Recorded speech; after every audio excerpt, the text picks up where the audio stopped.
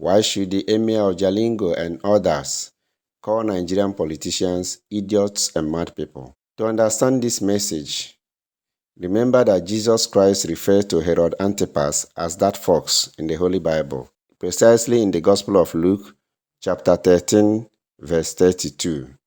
Jesus was implying that while he was lacking in wisdom and integrity, Herod was clever and ruthless in his pursuit of power.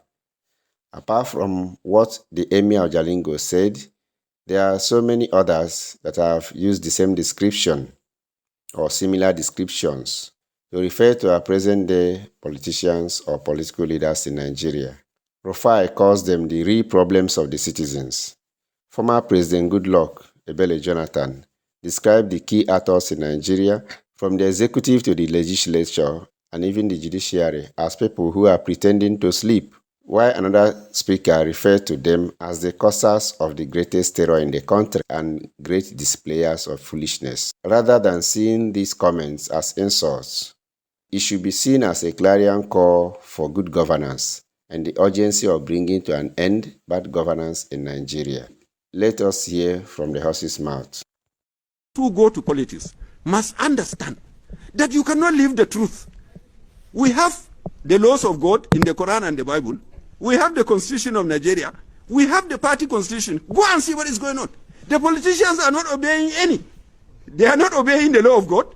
They are not obeying the Constitution of Nigeria. They are not even obeying the laws of their own party. As a result, virtually no party has leadership. In fact, no party in Nigeria is a party, because the meaning of party is a set of people who share common objectives. But what we have is a set of idiots who each want to have an office from the party. And idiots can never make a successful organization. Every organization to succeed, the members must aim, uphold, and commit themselves to keeping to the truth. They must uphold and commit themselves to being patient. So if you are not wanted, then you don't leave the party, you die, you fight, you kill. What for?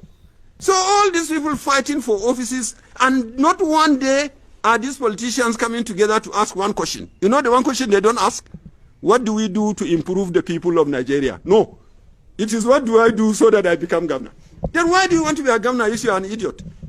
What is the meaning of idiot? You know the meaning of idiot? It's a Greek word. It means a person who only thinks of himself. There is no party that has no constitution. And then you see them going to court to interpret the constitution. Are you mad people? You made the constitution yourself. Who do you need to interpret it? It's only that you are not honest to yourselves. Because you sat down and wrote it. If you don't know the meaning and you wrote, what will Abbas Tafida call you? You know, mad people. Because only a madman will write a thing and he needs somebody to interpret the very thing he has written. So the courts have become those who are appointing the governors. In many places, you see 4 people who go to a village, hide, and write the results. They have finished delegate, they have finished this, they want all the delegates to belong to one person. Then why do we have the democracy? The final part is to the ordinary people. Somebody come and distribute 10 naira and you jump, you clap for him. And at the end of the day, it's only the bait. You have become the fish in the water. That he's putting the bait and catch the fish and go and put it on fire. So my people here in Jalingo, my advice is, let's keep to the truth. For an Igbo man, the Yoruba brother is not your problem. For a Yoruba man, an Igbo man is not your problem. For an Hausa man, and the Igbo man is not your problem. The different political class are your problems. Because of their own greed, and they don't want you to strive and move further. They will always build systems of exploitation from you. They will levy you, they will tax you. Number one system of it is taxes. Now they want to collect what tax from you? Cyber security taxes. Has your earning increased? And of course, what is happening in Nigeria today regarding the situation in River State is like an Indian proverb that said that if somebody is sleeping, really sleeping, you can easily wake up that person. But if the person is pretending to sleep, you find it difficult to wake up that person.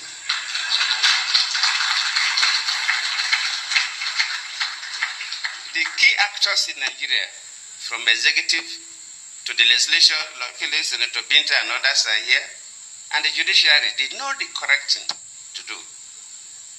but they are refusing to do it. They are pretending to sleep. And waking such a person is extremely difficult because the person knows the right thing. The clear abuse of offices, clear abuse of power, clear abuse of privileges, cutting across from the three arms of government, from the executive to the parliament to the judiciary. I've had the privilege in my past life to be a politician. So when you talk about mad dogs and corrupt people and bias, I cringe. It is a Nigerian problem. If you're a corrupt Nigerian and you're made a judge, you will be a corrupt judge. If you're a corrupt Nigerian and you become a SAN, you will become a corrupt SAN. You hear court judgment, and it's been the judge sitting there is the wife of a senator, and the senator comes on the floor of the Senate and tells us, well, in the bedroom, I have negotiated for some of you, and I have to humbly tell you that the politicians you see on your television, in the Senate, the National Assembly, are finished products of a very corrupt root. Politicians pick delegates who cannot barely understand the system. All they know is the brown envelope. And you let them elect your senators and House of Reps members, and what do you expect to get out of it? The point of order is sustained. Order, please. Dismissed Senator Natasha, please, you are not recognized to speak from there. That is the order of the Senate. Sir, order 10 on privileges. Which Senator Natasha? Any senator may rise at any time to speak upon a matter of privilege suddenly arising, and he shall be prepared to... Mr. Senate President, ever since the Nigerian incident, you have deliberately silent so Mr. Senate President, I am not afraid of you. I am not afraid of you. I am not afraid of you. The government of Kogi announced to the people of Senator Natasha's constituency, just her constituency, they said that they were doing a massive empowerment program. So people came out. They told them to come with their NIN number and their voter's card. So when the people now got there, they had them sign their names, write their NIN number, not knowing why they were doing that.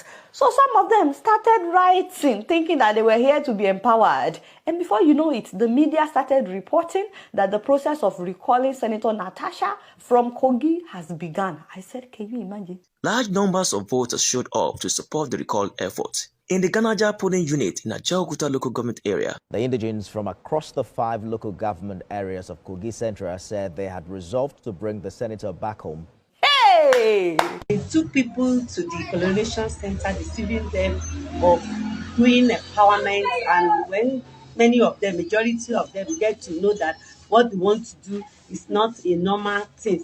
So all of them, they left. And you guys imagine this level of scam from the government. And from the rumor that I've heard, Yaya Bello will now present himself as the candidate to replace Auntie Natasha. Hey. Somebody that should be in prison. This country, it is finished. Sefini. The greatest terror caused in our country is often by elites in the bureaucracy in government who get into cahoots with foreign interests and are willing to sell their children, great-grandchildren, and grandmothers in exchange for expensive cars, for investments overseas, for little shiny trinket. Never factories that produce, never productive economy sectors. But it's not just greed. It's a splendid display of foolishness. We now have accentuated challenges related to poverty and inequality that are dramatized by others who want to exploit us some more. And we, faced with this moment, critical moment of leadership, are asked to decide what is important. And what is important is better cars, better buildings. I would like to say that the motto of APC is justice. You have peace and you have unity. And we must uphold that motto. Because wherever you have justice, you will have peace. And the way you have peace, you have prosperity.